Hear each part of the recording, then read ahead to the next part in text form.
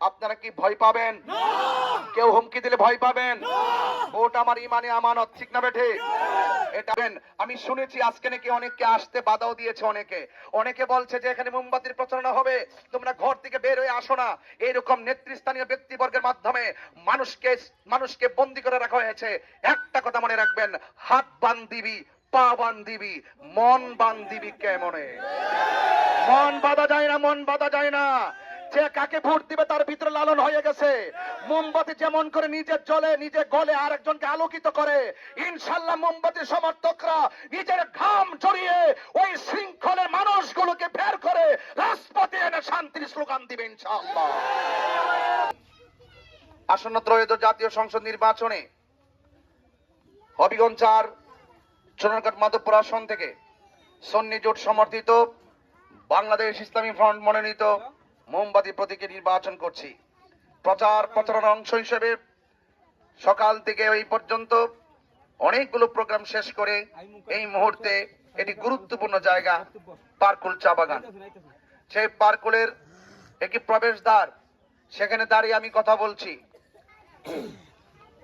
দেশের সার্বভৌমত্ব সুরক্ষায়, দেশের মানুষের অধিকার রক্ষায়, অধিকার হারা মানুষের কণ্ঠ আর সুবিধা বঞ্চিত মানুষের করুণ কণ্ঠ এবং চা শ্রমিকদের যে হাহাকার, ন্যায্য অধিকার থেকে বঞ্চিত হওয়ার তাদের যে কষ্টার্জিত আওয়াজ আমার হৃদয়কে যথেষ্ট বেদনা দিয়েছে। কারণ এই চা শ্রমিকরা এই দেশের মানুষ, সনাতন ধর্মীয় এই দেশের মানুষ। আপনারা যদি দৈনিক একটি চাকরি করে কিংবা হাজিরা দিয়ে যদি ১,০০০ টাকা, ৮০০ টাকা, ৫০০ টাকা পারিশ্রম পেয়ে থাকেন, আর রোদ্রে পড়ে বৃষ্টির ভিতরে কত আবহাওয়াজনিত বায়ু দূষণের কারণে অনেক কষ্ট করে যারা চা পাতা কোড়ায়, চা পাতা তুলে, তাদেরকে যে পারিশ্রমিক দেওয়া হয়, আমি মনে করি রাষ্ট্রের পক্ষ থেকে তাদের সাথে অর্থনৈতিক বৈষম্য সৃষ্টি করা হয়েছে। আমি দেখেছি আজ থেকে প্রায় ৫৫ বছর অতিবাহিত হলো, যখনই যারাই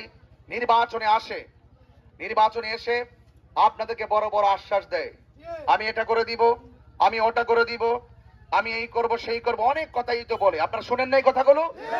কিন্তু যখন পাশ করে ফেলে তখন আর চা শ্রমিকদের কথা মনে থাকে না।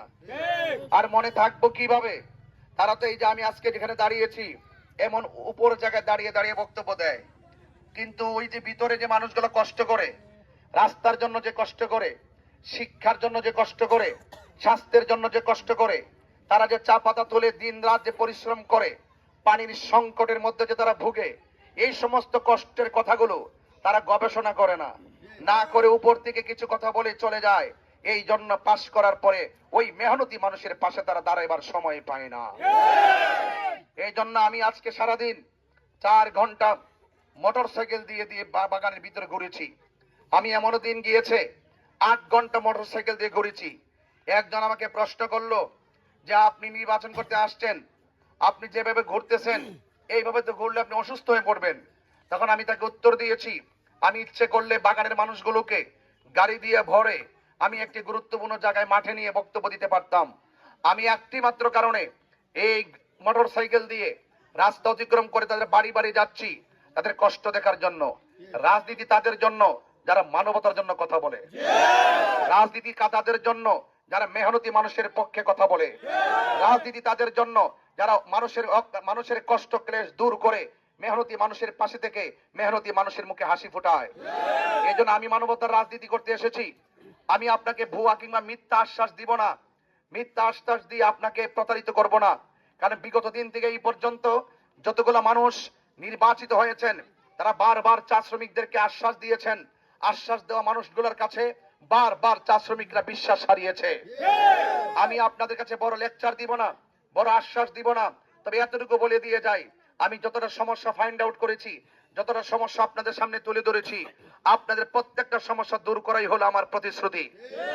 এবং আপনাদের সংকট, আপনাদের দুর্যোগ, আপনাদের ন্যায্য পাওনা যা কিছু আছে সেইগুলো রাষ্ট্রের পক্ষ থেকে যদি মহান মনিব আমাকে কবুল করে, অপার কৃপা হলে আমি যদি আপনাদের প্রতিনিধিত্ব করার সুযোগ পাই, আমার কাছে আপনারা চাইতে হবে না।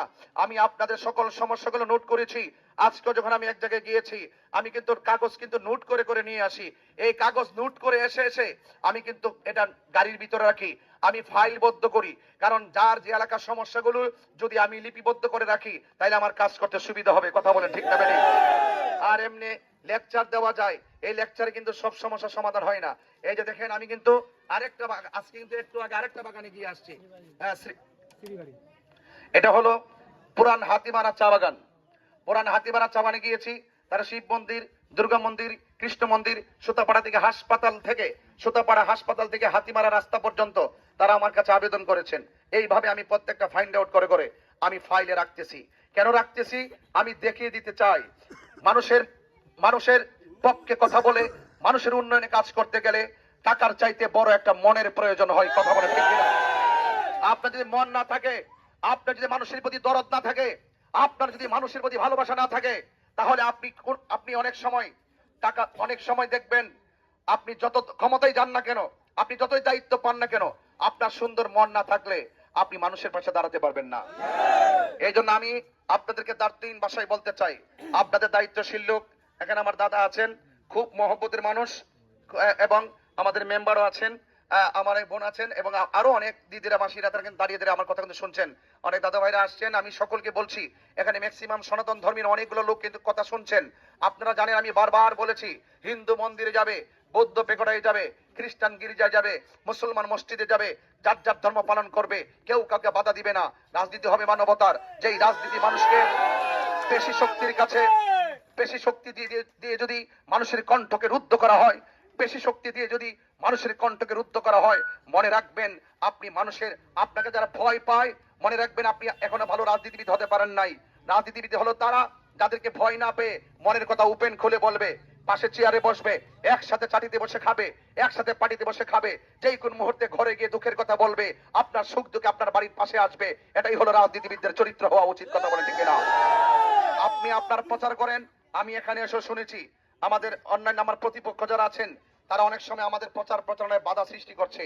অনেক সময় আপনাদেরকে জিম্মি করে রাখা হয়েছে, আপনাদের কণ্ঠকে বারবার রুদ্ধ করা হয়েছে, আপনার কণ্ঠকে স্তব্ধ করা হয়েছে, আপনাকে সবসময় তাদের গোলাম বানানোর চেষ্টা করা হয়েছে, আপনাদেরকে সবসময় তাদের দাসত্ব করে বানানোর চেষ্টা করা হয়েছে। আমি পরিষ্কার ভাষায় বলতে চাই, আপনারা ভয় পাবেন না। আমরা গোলামীর জিঞ্জির ভেঙ্গে দিয়ে আজাদ হয়ে, আমরা দাসত্বের শৃঙ্খল ভেঙ্গে দিয়ে, আমরা একটি শান্তির নিকেতন বানিয়ে এই দেশের অধিকার হারা মানুষগুলো একসঙ্গে কণ্ঠ দিয়ে একসাথে বলবো, তুমি বাংলাদেশী, আমিও বাংলাদেশী, আমার অধিকার আছে, তোমার অধিকার আছে।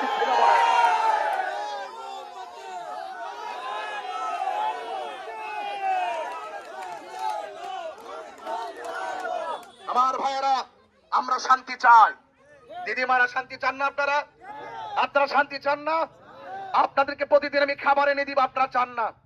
যে ঘরে ঘরে আইনা খাবার দিব, এটা আপনারা চান না? আমি অনেকের সাথে আলোচনা করেছি, একটা কথাই বলে, আমরা শান্তি চাই, আমরা নিরাপদ চাই, আমরা রাস্তাটা একটু ভালো করে দিতে চাই, আমরা একটু উপাসনা করবো, আমাদের এই একটু মোটিভেট করে দেওয়া চাই। আপনারা শুধু এটাই তো চান, আর কি চান? আর কিছু চান না আপনারা। আমি চাই যে চা শ্রমিকরা যে অর্থনৈতিক বৈষম্যের শিকার হয়েছে, এই টাকা দিয়ে তাদের সংসার চলে না। কথা বলেন ঠিক কিনা? এই টাকা দিয়ে কি সংসার চলে? এই টাকা দিয়ে সংসার চলে না। এদের চা শ্রমিকদের মধ্যে অনেক শিক্ষিত আছে, তাদের জন্য কর্মসংস্থানের ব্যবস্থা করতে হবে। একটা শিক্ষা প্রতিষ্ঠান থাকলে একটা ছেলে যদি ঘুরে দাঁড়িয়ে যায়, আপনার সংসারের ভাবমূর্তি পরিবর্তন হয়ে যাবে। একটা ছেলে যদি কর্মসংস্থান খুঁজে পায়, শিক্ষিত হয়ে যায়, তো শিক্ষিত হতে গেলে এলাকায় শিক্ষা প্রতিষ্ঠান লাগবে না? তাদের সুযোগ সুবিধা দেওয়া লাগবে না? এই সুযোগ সুবিধাগুলো এখন আমাদেরকে কেউ দেওয়ার চেষ্টা করে না। পাশ করার পর আর খবর থাকে না। আমি কথা দিয়ে যাচ্ছি, আপনার যা প্রয়োজন নোট করে আমাকে দিবেন, আর আমার কাছে যাওয়া লাগবে না।